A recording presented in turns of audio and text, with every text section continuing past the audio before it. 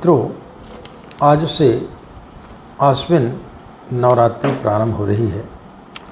सर्वप्रथम आप सभी लोगों के लिए नवरात्रि पर्व की ढेर सारी शुभकामनाएं। मित्रों, इस वीडियो के माध्यम से हम आपके लिए कुछ इस प्रकार के सूत्र बताने के लिए जा रहे हैं कि इन 9 दिनों में यदि आप इन सूत्रों को यदि आप अपने जीवन में अपनाएंगे तो निश्चित रूप से 9 दिनों में आपकी साधना काफ़ी सफल होगी, आपको मंत्र फलित होगा व आपकी समस्त परेशानियों का अंत होगा। इसके पूर्व वीडियो प्रारंभ करें, कुछ भ्रांतियां लोगों के मन में चल रही हैं, काफ़ी फ़ोन कॉल्स आ रहे हैं, तो वो थोड़ी सी हम दूर कर दें इस वीडियो के माध्यम से। मित्रों, इस वर्ष जो नवरात्रि है, क्योंकि एक तिथि 2 दिन पड़ जाने के कारण 8 दिन की मनाई जा रही है, यानी 9वीं तिथि जो है वो 14 अक्टूबर को रहेगी, 15 को जो है वो दशहरा रहेगा। अब ऐसी स्थिति में कई साधकों की चिंता रहती है कि हम यदि 27 माला का जाप करते हैं तो 8 दिन में वो पूरा नहीं हो पाएगा। ऐसी स्थिति में हम क्या करें? ऐसी स्थिति में आप 2 काम कर सकते हैं। या तो आप 4 माला अतिरिक्त, 27 माला की जगह 4 माला और आप अतिरिक्त बढ़ा लें, तो आपके 8 दिन में आपको जो है पूरे 9 दिन का संकल्प पूरा हो जाता है। या फिर आप 10वीं तिथि तक जो है, यानी 15 तारीख की सुबह तक जो है आप 27 माला का जाप करें और 15 तारीख की सुबह 27 माला का जाप करने के पश्चात में आप जो है हवन कर लें, उसकी पूर्णाहुति कर दें, तो फिर आपको नित्य जो है माला बढ़ाने की आवश्यकता नहीं पड़ेगी। 27 माला में भी आप जो है अपना जप चालू कर सकते हैं। तो ये सरल सुविधा है कि आप 15 तारीख को जो है प्रातःकाल अपना पूजन आदि करने के पश्चात में, अपनी पूरी माला पूर्ण करने के पश्चात में, यज्ञ हवन करने के बाद में फिर अपना व्रत जो है वो आप खोल सकते हैं। घट स्थापना का जहाँ तक सवाल है, हमने पूर्व वीडियो में भी बताया है कि जो यदि दुर्गा सप्तशती का पाठ कर रहे हैं उनको घट स्थापना कर लेना चाहिए, लेकिन जो गायत्री की साधना कर रहे हैं, जो लघु अनुष्ठान कर रहे हैं, उनको किसी प्रकार की कोई घट स्थापना करने की आवश्यकता नहीं है। आपके मन में इच्छा है, आपके पास में समय है, आपके पास में सुविधाएं हैं, तो आप घट स्थापना कर सकते हैं। अन्यथा प्रतिदिन कलश रखें और उस कलश का जल जो है नित्य सूर्य को आप अर्घ्य दे दें तो चलेगा। आप अलग पाटे पर गायत्री माता को स्थापित करके घट स्थापना करना चाहते हैं, गौरी गणेश की स्थापना करना चाहते हैं, नवग्रह आदि की स्थापना करना चाहते हैं, वो यदि आपके पास में उतना समय है तो आप कर सकते हैं। अन्यथा आप इसी प्रकार से भी चालू कर सकते हैं। ज़्यादा किसी व्यवधान में आप ना पड़ें। कई लोगों की बड़ी छोटी छोटी सी ऐसी शंकाएँ रहती हैं, ऐसे ऐसे मन में उनके विचार रहते हैं जो हम कभी कल्पना भी नहीं कर सकते। अब कोई बोलता है कि हम मोटी बाती रखें कि पतली बाती रखें, घुमावदार रखें कि साधारण रखें, मतलब एक नासमझी वाली बातें हैं। आपको सिर्फ जोत जलाना है। जोत कैसी जला रहे हैं, सवाल इस चीज़ का है। मोटी से जला रहे हैं, पतली से जला रहे हैं, मुड़ी सी हुई से जला रहे हैं या सीधी से जला रहे हैं, एक बड़ी नासमझी वाले प्रश्न होते हैं। इनके हम क्या उत्तर दें आपको? इसके पहले भी हमने बताया कि आप घी का दीपक जलाएं। घी का दीपक जलाने से जो है प्रदूषण नहीं होता है, धुआं नहीं फैलता है। आपको 2-2.5 घंटे तक बैठना है। आप यदि तेल का दीपक जलाएंगे तो उससे धुआं फैलेगा, आपके लिए जो है, यदि आप श्वास के रोगी हैं तो आपको तकलीफ हो सकती है। इसलिए इन सब चीज़ों का आपको ध्यान रखना चाहिए। छोटी छोटी बातें अपने विवेक के आधार पर आपको निर्णय लेना चाहिए।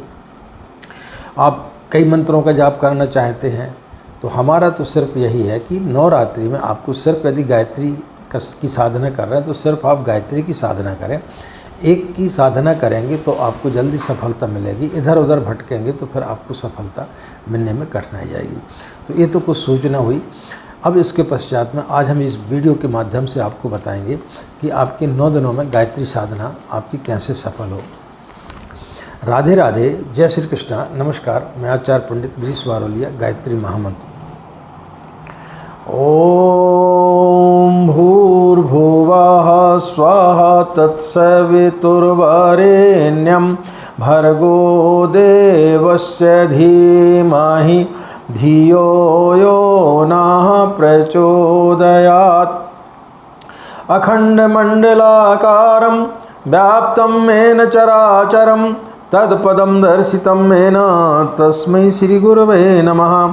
तस्मै श्रीगुरवे नमः। मित्रों, यदि आप चाहते हैं कि आपकी गायत्री साधना सफल हो तो उसके लिए आज हम आपको कुछ सूत्र बताने के लिए जा रहे हैं। उनको यदि आप अपने जीवन में अपनाएंगे तो निश्चित रूप से आपको सफलता प्राप्त होगी। प्रायः दो प्रकार के लोग होते हैं, यानी हमारे जो जीवन जीने का जो ढंग होता है वो दो प्रकार का होता है। एक होता है संघर्षपूर्ण और दूसरा होता है समर्पण। संघर्षपूर्ण का अर्थ होता है कि हम प्रकृति की, परमात्मा के विरुद्ध चलते हैं कि हमारी जो मर्जी है वैसा होना चाहिए, हम जो चाहते हैं वैसा होना चाहिए। हम यदि पूजा कर रहे हैं और हम चाहते हैं कि हमारी शादी हो जाए तो आप परमात्मा हैं, अन्यथा आप नहीं हैं। यानी प्रकृति के विरुद्ध जो व्यक्ति चलता है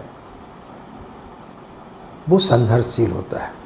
यानी हम संघर्ष करते हैं, परमात्मा से संघर्ष करते हैं, परमात्मा के सामने जो है हम अपनी शर्तों को रखते हैं।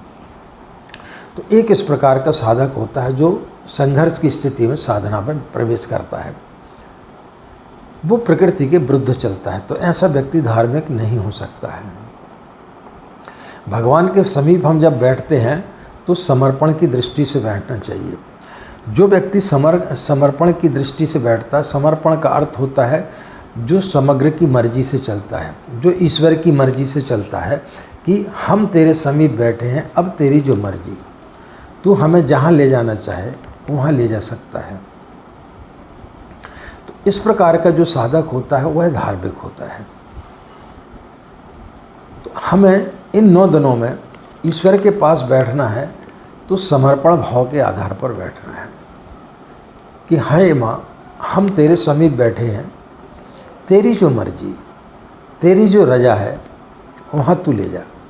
तू चाहे तो हमारे अनुष्ठान को सकुशल संपूर्ण करा दे, तू चाहे तो उसमें कोई व्यवधान उत्पन्न करा दे, और तू जो चाहे तो हमारी जो भी समस्या है उनका समाधान कर दे, क्योंकि सारी चीज़ें तेरे ऊपर है, हमारी उसमें कोई भी रजा नहीं है। जब व्यक्ति अपनी मर्जी थोपता है तो वहाँ पर जो है फिर अहंकार पैदा होता है। संघर्ष से अहंकार पैदा होता है, घृणा पैदा होती, ईर्ष्या पैदा होती, अहिंसा पैदा होती है। समर्पण से व्यक्ति के अंदर जो है प्रेम पैदा होता है, करुणा होती है, दया आती है और व्यक्ति पूर्ण ज्ञान की तरफ बढ़ता है। तो संघर्ष और समर्पण को यदि हम इन 9 दिनों में समझ करके चलेंगे तो फिर आपकी साधना निश्चित रूप से सफल होगी। हम परमात्मा के पास यदि अपनी इच्छा पूरी कराने के लिए बैठते हैं, चाहे वो प्रार्थना हो, चाहे वो अनुष्ठान हो, या किसी भी तरीके से हम यदि अपनी इच्छाओं को उसके समक्ष रखते हैं तो फिर वो धार्मिकता नहीं होती है। ईश्वर के पास बैठें, निष्काम भावना से बैठें। हर व्यक्ति की साधना इसलिए सफल नहीं होती है कि व्यक्ति 15 दिन तक किसी भी मंत्र का जाप करता है और फिर उसको लगता है कि मेरी तो इच्छा पूरी हुई नहीं। तो जब इच्छा पूरी नहीं होती तो उसका जो है वहाँ से मन जो है भटक जाता है, उसके अंदर श्रद्धा खत्म हो जाती है। तो भगवान के पास जब हम बैठते हैं तो अहंकार से मुक्त होकर के बैठना चाहिए। अहंकार आपको भारी बनाता है और समर्पण आपको हल्का बनाता है। आपने चील को देखा होगा, जब चील आकाश में उड़ती है तो एक सीमा तक जाते समय तक वो पंख हिलाती है और फिर उसके पश्चात अपने पंख को स्थिर कर देती है, फिर वो उसमें तैरने लगती है, फिर वो तिर जाती है। यही साधक के साथ में होना चाहिए। जैसे व्यक्ति साधना में बैठता है तो उसको एकदम हल्का हो जाना चाहिए, उसके अंदर ईश्वर के प्रति समर्पण भाव होना चाहिए। और जिस दिन हमारे अंदर समर्पण भाव आ जाता है तो हम हल्के हो जाते हैं। जब तक आप भारी रहेंगे तब तक आप जो है परमात्मा के पास नहीं पहुंच सकते। मैंने सुना है कि नानक एक गांव में पहुंचे, वो पूरा का पूरा गांव जो है सूफियों का था। उस गांव के बाहर वो एक कुएं के पास ठहर गए। चूँकि सूफियों का गांव था और सभी के सभी लोग जो है वहाँ पर ज्ञानी थे। दूसरे दिन प्रातःकाल उस सूफियों का जो प्रमुख था उसने एक कप में दूध भर के भेजा नानक के पास में, और वो पूरा दूध जो है इतना भरा हुआ था उस कप में कि उसमें एक बूंद भी यदि डाल दी जाती तो वो छलक जाता। उनका व्यक्ति जब नानक के पास में लेकर के आया तो उन्होंने वहीं पर एक झाड़ में एक फूल खिला हुआ था, छोटा सा एक फूल तोड़ा और उसके ऊपर रख दिया और उसे वापस भेज दिया। उनके शिष्यों को समझ में नहीं आया। नानक के शिष्य ने पूछा कि महाराज, आपके पास में वो दूध लेकर के आया, आपने उस दूध को वापस भेज दिया एक फूल को रख करके, मैं कुछ समझा नहीं। तो नानक ने उन्हें बताया कि उनका जो संत था, उनका जो प्रमुख था, उसने मेरे पास में दूध भर के भेजा कि इस गांव में सभी लोग ज्ञानी हैं और अन्य ज्ञानी की इसमें कोई ज़रूरत नहीं है। तब मैंने उसमें फूल को डाल दिया। फूल के रखने से क्या हुआ, फूल हल्का था, उससे दूध झलका नहीं। उसने उसकी जो है जगह को घेर लिया, वो तिर गया। तो मैंने उसे संदेश भेज दिया कि मैं तो एकदम हल्का हूँ, मैं कहीं पर भी बैठ सकता हूँ, कहीं पर भी मैं जो है अपने आप को स्थापित कर सकता हूँ। जो लोग भरे हुए रहते हैं वहाँ पर ज़रूरत पड़ती है। तो मित्रों, जो व्यक्ति भरा हुआ है वो व्यक्ति भगवान के पास नहीं पहुँच सकता। इसलिए इन 9 दिनों में आप जितना ज़्यादा हल्का होंगे, जितने ज़्यादा अपने अंदर के लोभ को, मोह को, अहंकार को, वासनाओं को आप छोड़ेंगे, उतने ही ज़्यादा आप परमात्मा के पास में पहुँचेंगे। जब आप किसी धर्म स्थान में जाते हैं और आप यदि कोई पात्र लेकर के जाते हैं, आप उसमें दुनिया भर की चीज़ें भर लेते हैं और उसके पश्चात में आप शांति कुंज हरिद्वार जाते हैं, गुरुदेव के पास जाते हैं, तो वो उसमें क्या देंगे, क्योंकि आप पहले से उसमें कूड़ा करकट भर करके लेके आ गए। तो जब तक आपका पात्र खाली नहीं होगा तब तक कोई भी व्यक्ति उसमें दूसरी चीज़ नहीं दे सकता। इसलिए आप जब परमात्मा के पास बैठते हैं तो सिर्फ एक मंत्र का जाप करें, अपने पात्र को खाली रखें। जितना खाली होगा उतना ही ज़्यादा भरा जाएगा, जितना ज़्यादा पात्र भरा होगा उतनी ज़्यादा आप खाली रहेंगे, आपको कुछ भी प्राप्त नहीं होगा। तो इन 9 दिनों में सिर्फ एक सूत्र है कि अपने को ज़्यादा से ज़्यादा जो है आप हल्का करें, अपने अंदर की वासनाओं को आप खत्म करें, पूर्ण रूप से आप समर्पित हो जाएं। जीवन का मैंने सौंप दिया, सब भार तुम्हारे हाथों में है, जीत तुम्हारे हाथों में और हार तुम्हारे हाथों में। जिस दिन ये भाव हमारे अंदर आ जाएंगे उस दिन आपकी साधना सफल हो जाएगी। तो मित्रों, इस सूत्र को यदि आप 9 दिन अपने जीवन में लेकर के चलते हैं तो जो भी आपकी समस्याएं हैं वो समस्याएं आप माँ के ऊपर छोड़ दें। उन सब समस्याओं का समाधान करना उनका काम है, लेकिन उनके पास में निर्विकार होकर के बैठें, निरहंकारी होकर के बैठें। जब तक आप भरे हुए बैठेंगे, जब तक आपके अंदर जो है संघर्ष होगा, आप अपनी मर्जी से चलना चाहेंगे कि मेरी ये मर्जी है, आप ऐसा करेंगे तो ठीक होगा, तो फिर आप जो है ईश्वर के पास नहीं बैठ पाएंगे। समर्पण भाव से बैठेंगे तो आप ईश्वर को पालेंगे। तो इन 9 दिनों में समर्पित होने का आप अभ्यास करें तो निश्चित रूप से आपको गायत्री मंत्र फलित होगा। तो प्रथम दिवस पर हम आपको यही निवेदन करने के लिए आपके समक्ष आए थे। आशा यह जानकारी आपके लिए निश्चित रूप से लाभकारी सिद्ध होगी, आपकी साधना में आपको काफ़ी लाभप्रद होगी। और यदि आप इस तरीके से इन सूत्रों के माध्यम से यदि आप साधना करते हैं तो निश्चित रूप से आपको गायत्री मंत्र फलित होगा। इन्हीं कामनाओं के साथ में कि आपका दिन मंगलमय हो, आप लोग खुश रहें, मस्त रहें, माँ गायत्री की असीम कृपा इसी प्रकार आप लोगों पर बनी रहे।